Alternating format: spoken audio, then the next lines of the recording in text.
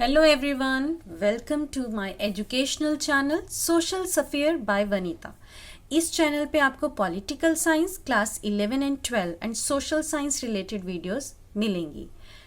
कोई भी वीडियो आपसे मिस ना हो जाए, इसके लिए इस चैनल को लाइक, शेयर और सब्सक्राइब ज़रूर कीजिएगा। आज हम पिकअप कर रहे हैं class 11 part a constitution how and when का सब टॉपिक बोरोड कॉन्स्टिट्यूशन। क्या हमारा कॉन्स्टिट्यूशन किसी से लिया हुआ है, हमने बोरो किया है? क्या इसको हमने खुद नहीं बनाया है, या हमारा constitution is under the influence of other constitution? क्या हमारे कॉन्स्टिट्यूशन पे बाकी देशों के कॉन्स्टिट्यूशन का बहुत प्रभाव है? बहुत सारे क्रिटिक्स ये कहते हैं कि इंडिया का कॉन्स्टिट्यूशन बैग ऑफ बोरोइंग है, इसमें लैक ऑफ ओरिजिनलिटी है और इमेजिनेशन, यानी हमारे कॉन्स्टिट्यूशन मेकर्स ने अपना सोचा ही नहीं कि कुछ ओरिजिनल लेके आए। उनको जो भी फीचर किसी भी कॉन्स्टिट्यूशन का अच्छा लगा, उन्होंने उसको पिक किया और अपने कॉन्स्टिट्यूशन में ऐड कर दिया। इमेजिनेशन तो दिखाई ही नहीं, इमेजिन ही नहीं किया कुछ नया। और उनका ये भी कहना है कि हमारा कॉन्स्टिट्यूशन देश के विभिन्न, बाकी दुनिया के विभिन्न कॉन्स्टिट्यूशंस के इन्फ्लुएंस के अंडर है, यानी उनके प्रभाव के अंदर है। पर ऐसा नहीं है। हमारे यहाँ के क्रिएटर्स की जो थिंकिंग थी वो बहुत ज़्यादा वाइज थी। क्यों? कि हमारा देश अभी अभी नया आज़ाद हुआ था और हम कोई भी ऐसा एक्सपेरिमेंट नहीं करना चाहते थे जिससे कि कंट्री की ग्रोथ या डेवलपमेंट को फ़र्क पड़ता। इसलिए हमारे कॉन्स्टिट्यूशन मेकर्स ने बिल्कुल भी संकोच नहीं किया, हेजिटेट नहीं हुए कि जो ऑलरेडी फीचर्स टेस्टेड हैं, एक्सपीरियंस हुआ पड़ा है, एक्सपेरिमेंट है अदर कंट्री में, उन फीचर्स को हम लेके अपनी कंट्री में ऐड कर दे कॉन्स्टिट्यूशन में। हमारे कॉन्स्टिट्यूशन मेकर्स ने नेसेसरी मॉडिफिकेशन या चेंजेस किए उन सब फीचर्स में जो हमने बोरो किए बाकी कंट्रीज से। हमने उन फीचर्स को ब्लाइंडली उठा के अपने कॉन्स्टिट्यूशन में ऐड नहीं कर दिया कि उनका जैसा चल रहा था वैसे ही हम ले आए। इनफैक्ट हमने तो सिर्फ रेफरेंस लिया है और उसके बाद उस कॉन्स्टिट्यूशन को हमने अपने में उन फीचर्स को अपने कॉन्स्टिट्यूशन में हमने ऐड किया एज अ उदाहरण, रेफरेंसेस, उदाहरण लिया हमने उसका। और ऑलरेडी क्योंकि वो चीज़ें टेस्टेड थी, कंट्रीज में एग्जामिन्ड थी और उनके सही और गलत के बारे में पता था, इसलिए हमने वो बेस्ट सूटेड चीज़ों को अपने कॉन्स्टिट्यूशन में थोड़े से चेंज के साथ अडॉप्ट कर लिया। इसके बाद provisions adapted from the other countries. हमने बाकी कंट्री से क्या क्या लिया? सबसे पहले है हमारा ग्रेट ब्रिटेन। ग्रेट ब्रिटेन से लिया हमने पार्लियामेंट्री टाइप ऑफ गवर्नमेंट, यानी कि यहाँ पे prime minister will be the head of the government. Rule of law, हमारे देश में किसका रूल चलेगा? कानून का। बाइकैमरल लेजिस्लेचर, यानी यहाँ पे हमने 2 लेजिस्लेचर्स ली हैं, Lok Sabha and Rajya Sabha. Law making process, हमें लॉ कैसे बनाना है, ये फीचर हमने ग्रेट ब्रिटेन से लिया है। सिंगल सिटीजनशिप, यहाँ पे रहने वाले नागरिक सिर्फ एक ही देश की नागरिकता रख सकते हैं। अगर वो भारत में रहते हैं तो उनको दूसरे देश की नागरिकता को छोड़ना पड़ेगा। Speaker as a head of Lok Sabha, हमारे यहाँ पे लोकसभा का अध्यक्ष कौन है? स्पीकर। हेड कौन है? स्पीकर।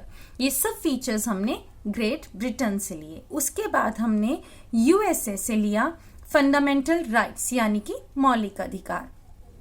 दूसरा फीचर लिया इंडिपेंडेंस ऑफ जुडिशरी, कि हमारी जुडिशरी को हमने बाकी ऑर्गन्स से इंडिपेंडेंट रखना है, स्वतंत्र रखना है। पावर ऑफ जुडिशियल रिव्यू, जब भी कभी लगे कि इस किसी कानून में थोड़ा सा बदलाव की जरूरत है तो जुडिशरी के पास जुडिशियल रिव्यू करने का दोबारा से उनको हमने एक फीचर ऐड किया है कॉन्स्टिट्यूशन में। पोस्ट ऑफ वाइस प्रेसिडेंट, उपराष्ट्रपति की पोस्ट भी हमने यूएसए से ली है। कनाडा से जो हमने फीचर्स अडॉप्ट किए हैं अपने कॉन्स्टिट्यूशन में, federal system with strong centre हमने अडॉप्ट किया है, अडैप्ट किया है कि हमारे यहाँ पे फेडरल सिस्टम होगा जिसमें सेंटर के पास बाकी स्टेट गवर्नमेंट से ज्यादा पावर होगी। Residuary powers are the special powers जो यूनियन गवर्नमेंट के पास रहेंगी ताकि वो ज्यादा अच्छे से देश चला सकें। इसके बाद advisory jurisdiction of the supreme court. Supreme court एक तरह से सलाहकार की भूमिका निभा सकता है, क्योंकि सुप्रीम कोर्ट के पास पावर है कि कॉन्स्टिट्यूशन में किस चीज का क्या मतलब है उसको वो इंटरप्रेट कर सके, उसको वो हमें समझा सके। आयरिश या आयरलैंड के कॉन्स्टिट्यूशन से हमने लिया है directive principles of state policy, यानी कि स्टेट को डायरेक्शंस दिए गए हैं, दिशा निर्देश दिए गए हैं कि उन्होंने किस तरह से अपनी स्टेट को चलाना है। Nomination of the members of Rajya Sabha, जो 12 मेंबर्स हर साल नॉमिनेट किए जाते हैं, वो नॉमिनेशन हमने कहाँ से लिया है? आयरलैंड से। Method of election of the president, ये हमने आयरलैंड से लिया है कि प्रेसिडेंट को किस तरह से चुना जाएगा, चुनाव किस तरह से होगा। यूएसएसआर के कॉन्स्टिट्यूशन से हमने इंपॉर्टेंट फीचर पिकअप किया है फंडामेंटल ड्यूटीज। अगर हम कुछ राइट्स को क्लेम करते हैं तो साथ के साथ हमें कुछ ड्यूटीज भी निभानी पड़ती हैं। प्रिएम्बल में जो आइडिया लिया है social and economic political justice का, वो हमने यूएसएसआर से लिया है। इसके बाद हमने साउथ अफ्रीका के कॉन्स्टिट्यूशन से जो इंपॉर्टेंट फीचर लिए हैं वो है the process of amendment of the constitution. Constitution को कैसे अमेंड किया जा सकता है, और elections of the members of the Rajya Sabha. Rajya Sabha के मेंबर्स के इलेक्शन किस तरह होंगे, ये भी हमने साउथ अफ्रीका से ही लिया है। देन जर्मनी, फ्रांस और गवर्नमेंट ऑफ इंडिया एक्ट 1935 का भी बहुत प्रभाव है हमारे कॉन्स्टिट्यूशन पे। जर्मनी से इंपॉर्टेंट फीचर पिक किया है हमने emergency powers of the president and suspension of fundamental rights during emergency. Emergency के टाइम पे हमारे फंडामेंटल राइट्स जो हैं वो हमसे ले लिए जाते हैं। जैसे कोविड-19 में हमसे सारे ले लिए गए थे, लेकिन फिर भी कुछ आर्टिकल 21 हमारे पास था जिसमें कि right to life and liberty है। हम अपने रिलीजियस प्रैक्टिसेस को कर सकते थे लेकिन घर के अंदर रह के, तो most of the fundamental rights हमारे सस्पेंड हो गए थे ड्यूरिंग कोविड-19। फ्रांस से हमने आइडिया लिया है liberty, equality and fraternity. Liberty का मतलब है आज़ादी, इक्वालिटी सब एक समान है, और फ्रेटर्निटी का मतलब है कि हम सब मिलकर एक साथ रहें, जैसे भाई भाई होते हैं, भाईचारा। इस देश में हम सब मिलके एक दूसरे के साथ भाई भाई की तरह रहें। फिर हमने फ्रांस से लिया कंसेप्ट ऑफ रिपब्लिक, यानी हमारे देश का जो हेड होगा वो इलेक्टेड होगा, चाहे वो डायरेक्ट वोट से इलेक्ट किया जाए या इनडायरेक्टली वोट से इलेक्ट किया जाए। जैसे president is the head of the country. Government of India का भी बहुत प्रभाव है हमारे ऊपर एक्ट का 1935 का। यहाँ से हमने फेडरल स्कीम ली जिसमें हमने फेडरल सिस्टम में सेंटर को स्ट्रॉन्ग रखा।